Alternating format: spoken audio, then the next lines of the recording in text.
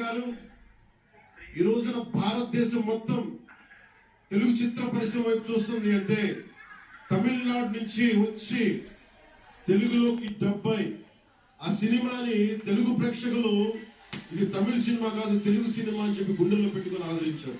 అంత గొప్ప సినిమాలు తీశారు శంకర్ గారు. నేను ఎప్పుడూ అనుకునేవాడు శంకర్ గారు తెలుగులో కూడా తీయచ్చు కదా డైరెక్ట్ తెలుగు ఫిల్మ్ అంటే. ఆయన ఈ విధంగా గేమ్ చేంజర్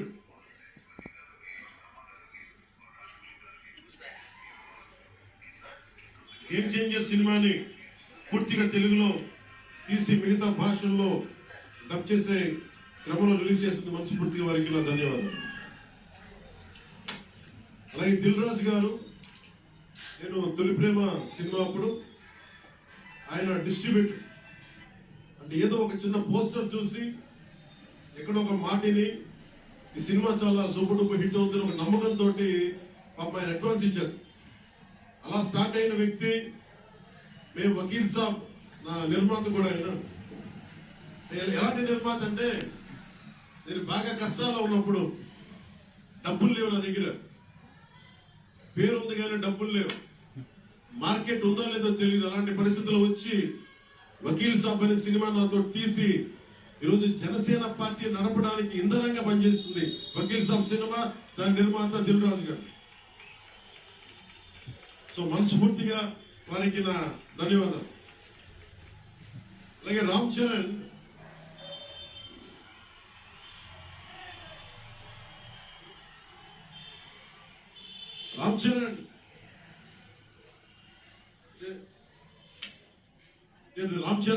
ఉన్నప్పుడు నేను పుట్టినప్పుడు నేను ఇంట్లో ఎప్పుడు చదువుతున్నాను.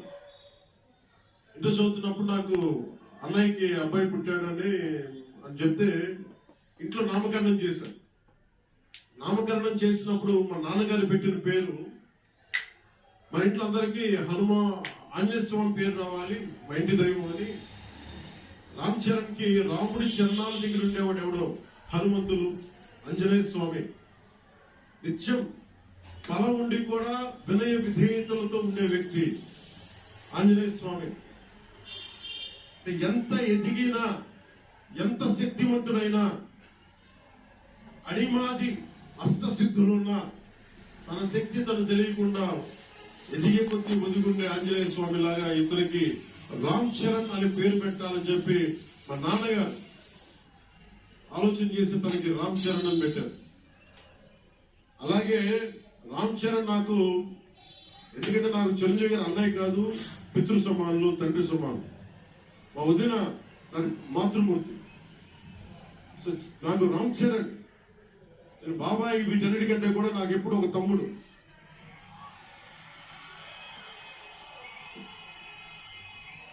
చిన్నప్పుడు బాగా ఏడిపించేవాడిని. నేను ఇంకా బద్ధకంగా ఉండేవాడిని. కరెక్ట్గా చెప్పాలంటే నేను తమ్ముడు సినిమాలో నా క్యారెక్టర్ లా ఉంటే రామ్ చరణ్ 7 ఏళ్ల వయసు, నా రెండో కొడుకు అంత వయసు ఉండేది. ఇప్పుడు ఆ వయసులో తెల్లవారుజామున చలిలో హార్స్ రైడింగ్ నేర్చుకోవడానికి మొత్తం ఆ హెల్మెట్ తో పాటు అన్ని పెట్టుకొని షూస్ అన్ని సర్దుకొని రాత్రి నేను సోఫాలో పడుకొని ఉంటే వచ్చి పాపం నన్ను లేపి ఇంకా నేను పడుకునేవాడు.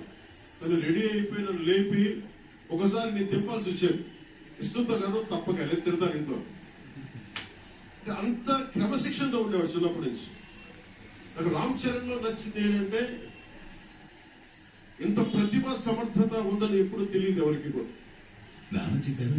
లైఫ్ సినిమాల్లో తప్ప సినిమాలే బాగా వ్యక్తిగత జీవితం నేను ఎప్పుడు చూడలే.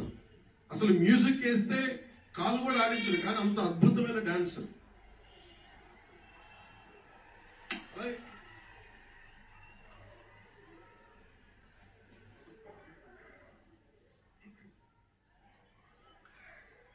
రంగస్థలం గురించి మనం సుకుమార్ గారి డైరెక్షన్ లో రంగస్థలం నాకు నటన చూసి ఇతనికి బెస్ట్ యాక్ట్ అవార్డు రావాలని మనస్ఫూర్తిగా అనిపించింది. అంటే అంత గొప్ప పెర్ఫార్మెన్స్ చేశాడు. భవిష్యత్తులో ఇతను ఉత్తమ నటుడు కూడా కావాలి, ఉత్తమ నటుడు అవార్డు అందుకోవాలి. ఎందుకంటే తనకి ఇక్కడ పెరగల, ఆంధ్రాలో పెరగల, కీలకమైన సంవత్సరాలన్నీ తమిళనాడులో పెరిగాడు, కొంత హైదరాబాద్ లో తెలంగాణలో పెరిగాడు. ఇక్కడ గోదావరి జిల్లాల తాలూకు భావాలు, కల్చరు ప్రత్యక్షంగా ఎప్పుడు చూడాల. అవన్నీ తెలియకుండా ఆ క్యారెక్టర్ లో ఇమిడిపోయి కొన్ని తరాలుగా గోదావరి తీర ప్రాంతంలో పుట్టిన వ్యక్తిగత యాక్ట్ చేసిన విధానం చూస్తే నాకు అమితంగా నాకు నచ్చింది. అంత గొప్ప నటుడు ఉన్నాడు. చిరంజీవి గారి వారసుడు అలా కాకపోతే ఇంకెలా ఉంటాడు. చిరంజీవి గారికి తగ్గ వారసుడు. తండ్రి మెగాస్టార్ అయితే కొడుకు ఏమవుతాడు, గ్లోబల్ స్టార్ అవుతాడు.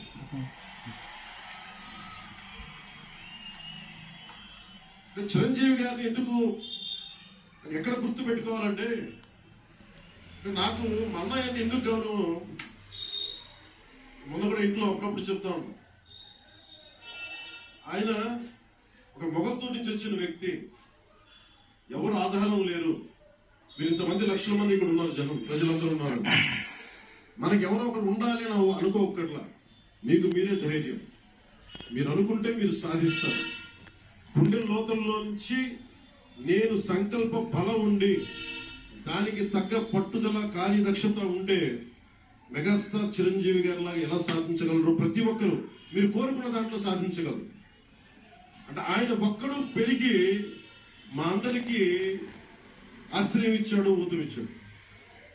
ఆయన ఊతం వల్లే నేను ఈ రోజున మీ అందరికీ కూర్చొని మారుమూల ప్రాంతాల్లో భయపడటానికి, అందరూ భయపడే రోడ్లకి వెళ్ళగలుగుతున్నాను, రోడ్లు వేయడానికి. అంటే ఆ మూలాలు చిరంజీవి గారు మాకు నేర్పించింది. అంటే ఇది ఎందుకు చెప్తున్నానంటే, నేను చిరంజీవి గారిని ఎంత కష్టపడేవారు ఆయన కష్టపడి బయటికి వచ్చి ఇంటికి వస్తే నేను అర్ధరాత్రి పూట వెయిట్ చేసేవాడు అక్కడ సోఫాలో పడుకున్నాను హాల్లో. మా అన్నయ్య గారు ఎప్పుడు వస్తారు, ఆయన ఎంత కష్టపడేవారంటే కనీసం వచ్చి షూలు ఇప్పుకోవడానికి అసలు శక్తి ఉండేది కాదు.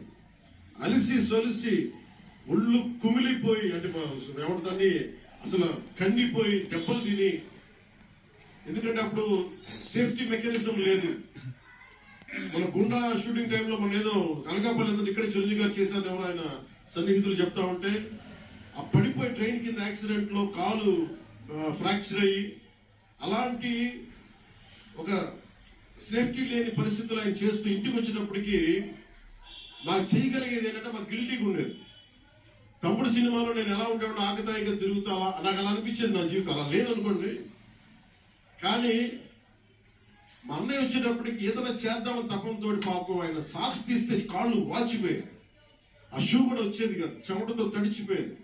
ఆయన షూలు తీసి ఆయన పాదాలు తుడిచి అది చేస్తే మాకు ఒక చిన్నపాటి ఉపశాంతి మాకు లభించేది. ఎందుకంటే ఇంత కష్టపడుతున్నాడు ఇంతమంది కోసం అనేది.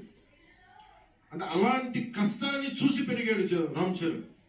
అందుకే ఎందుకు ఆయన గురించి చెప్తున్నానంటే, మేము ఎప్పుడూ దీన్ని అహంకారంగా తీసుకోము. మెగా అభిమానులు ఇలాంటి పదాలు మేము ఎందుకు మాట్లాడమంటే, ఇక్కడ అందరి హీరోలు అభిమానులు ఉన్నారు. జూనియర్ ఎన్టీ, మీరు అందరు సినిమాలు చూస్తారు.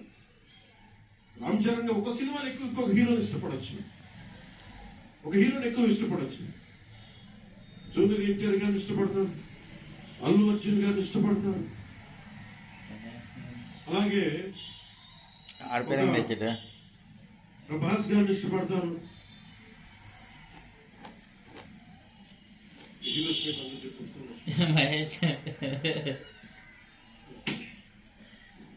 ఘట్టంనేని మహేష్ గారిని ఇష్టపడతారు.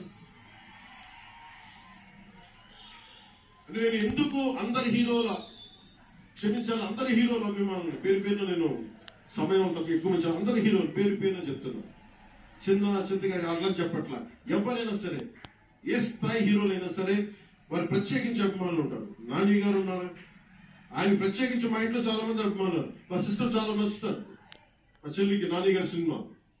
ఇలాగా మా ఇంట్లో అందరికి కూడా మాకు మా చిరంజీవి గారు మాకు నేర్పించింది, ఒక హీరోని ద్వేషించే పని మాకు ఎప్పుడు మాకు తెలియదు. మాకు చిన్నప్పటి నుంచి మా జీవితంలో కళమ తల్లి సాక్షిగా చెప్తున్నాం, ఎప్పుడు కూడా మా ఇంట్లో ఈ హీరో సినిమా పోవాలి, మేము ఉండాలి, మా ఇంట్లో ఎప్పుడు లేదు. ఆ సంస్కృతి మా ఇంట్లో లేదు. అందుకు మేము అందరం బాగుండాలని కోరుకుంటాం. ఎందుకు బాగుండాలని కోరుకుంటామంటే సర్వే జనం సుఖినో భవంతు అని చెప్పి మా నాన్న నేర్పించిన ఇది మా సంస్కృతి.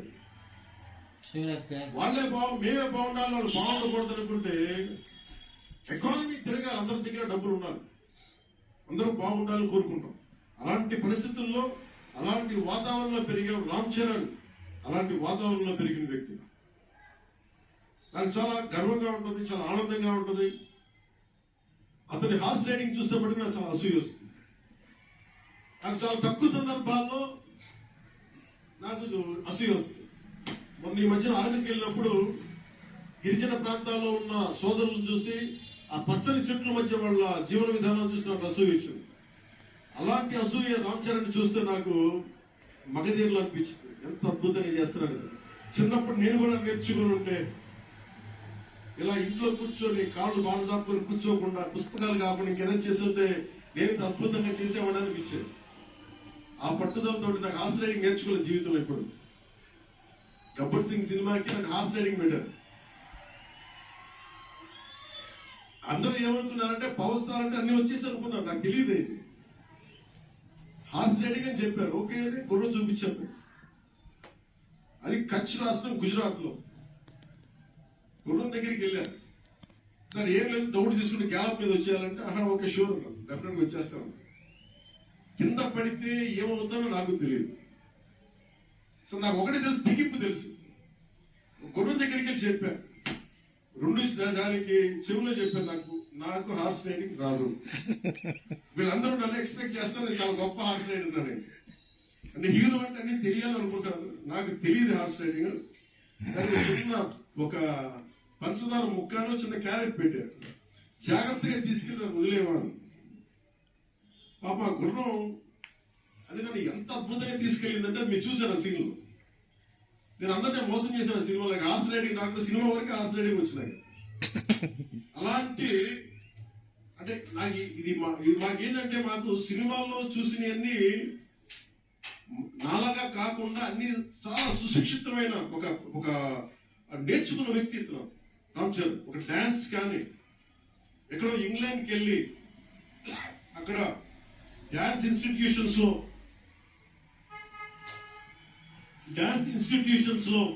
డాన్స్ నేర్చుకొని ఇవన్నీ వచ్చిన వ్యక్తి. అలాగే ఈ సినిమా ప్రత్యేకించి చాలా సోషల్ మెసేజ్ ఉన్న సినిమా నాకు అర్థమవుతోంది. పొద్దున్నే ట్రైలర్ చూశాను, గేమ్ చేంజర్ ట్రైలర్. చాలా అద్భుతంగా ఉంది, చాలా బాగా ఆడుతుంది అని చెప్పి మనస్ఫూర్తిగా అందరికీ అభినందనలు తెలియజేసుకుంటూ, ప్రత్యేకించి శంకర్ గారికి నాకు మనస్ఫూర్తిగా అభినందనలు తెలియజేసుకుంటూ, అలాగే తెలుగు చిత్ర పరిశ్రమకు సంబంధించినంత వరకు ఇది ప్రత్యేక ఓజీ గురించి చెప్తాను. లాస్ట్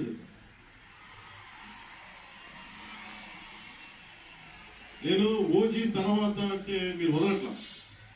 మన ముందున్న సినిమా గేమ్ చేంజర్ బాగా చూడండి. ఎందుకంటే ఈ ఫంక్షన్ ప్రత్యేకించి గత ఈ మధ్యకాలంలో ఉన్న ఒత్తిడి తెలుసు మీకు. పబ్లిక్ ఫంక్షన్ అంటే ఎలాంటి ఒత్తిడి ఉంటుందో మీ అందరూ తెలుసు. నేను చాలా ఆలోచించాను ఈ సమయంలో పెట్టాలా లేదా అంటే సినిమా అనేది 10 మందికి తెలియచేయాలి. దిల్రాజు గారు లాంటి వాళ్ళు 3 సంవత్సరాలు తీశారు సినిమా. 3 సంవత్సరాలు తీసింది వాళ్ళకి దొరికేది మహా దొరికితే ఒక 10 రోజులు. బడ్జెట్లు ఎక్కువైపోయినాయి. అలాంటి వాటికి నేను చేయగలిగేది ఎక్కువ మందికి తెలియజేసేలాగా ఇది part and parcel of cinema. అందుకని మేము కోరుకుంది చిన్న ఫంక్షన్ చేద్దాం. నేను అడిగాను గెస్ట్ గా రమ్మని. నేను ఒకటే చెప్పాను, ఇంత పెద్ద ఫంక్షన్ చేయాలా లేదా, ఎందుకంటే మీ అందరికీ తెలుసు నా భయం. మీరు క్షేమంగా వచ్చి క్షేమంగా వెళ్ళాలి అని చెప్పి అహిర్నిశలు ఆకాంక్షించేవాడు, శ్రమ పడేవాడు. మీకు చిన్న దెబ్బ తగిలితే నా గుండె గాయం అవుతుంది. అందుకని నేను ఎప్పుడు సినిమా ఫంక్షన్ నేను చేసుకోవడానికి ఇబ్బంది నాకు. ఇందాక కూడా వచ్చినప్పుడు చాలా టెన్షన్ తో ఉన్నా, ఎందుకంటే దెబ్బలు తొక్కి చేతులైతే నమస్కరిస్తున్నా, మీరు క్షేమంగా ఇంటికి వెళ్ళాలి. ఎందుకంటే మీ తల్లిదండ్రులు మీరు ఒక సాయంత్రం ఆనందం కోసం వచ్చింది, దీన్ని విషాదం కాకూడదు. అందుకని మనస్ఫూర్తిగా సినిమాని సినిమాగానే చూడండి. కింద పడిపోయి మీద పడిపోయి తొక్కిసలాడుతూ హీరోలను చూడటం కంటే కూడా మీరు దూరం నుంచే ఇబ్బంది పడకుండా మీరు క్షేమంగా ఉండాలి, అందరూ క్షేమంగా ఉండాలి మనస్ఫూర్తిగా కోరుకుంటాం. కానీ టికెట్ రేట్స్ ఎందుకు పెంచాలి?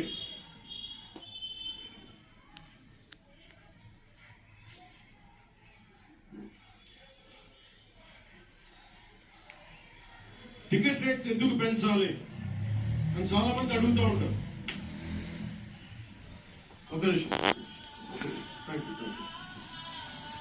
సినిమా రేట్లు ఎందుకు పెంచాలని అడుగుతారు. నాకు ఇచ్చిన డబ్బులు నేను కొనుక్కొని చూశాను. ఇప్పుడు ఆ బ్లాక్ లో వెళ్ళే డబ్బు ఎవరికి వెళ్ళిపోతుంది. అలా కాకుండా ticket rate demand and supply మీద ఉంటుంది. అలాంటి డబ్బులు పెరిగితే మీరు ఇష్టపడి మీ హీరోతో దీనికి డబ్బులు కావాలి అంటే పెట్టుబడి కావాలి, మార్కెట్స్ పెరిగినాయి. అలాగే పెరిగిన ప్రతి రూపాయికి 18% జిఎస్టీ కడతాం. ప్రభుత్వానికి ట్యాక్స్ వస్తుంది. పెరిగిన ప్రతి రేటుకి ట్యాక్స్ వస్తుంది. ఇది ఉచిత ఇవ్వట్లేదు ప్రభుత్వం. ప్రతి ఒక్కరికి ఏముంటుందంటే దీని ఒక ఫాల్స్ నెరేటివ్ ఉంది బయట. నా సినిమాకి టికెట్ రేట్లు పెంచకపోగా తగ్గించేశారు. People are like,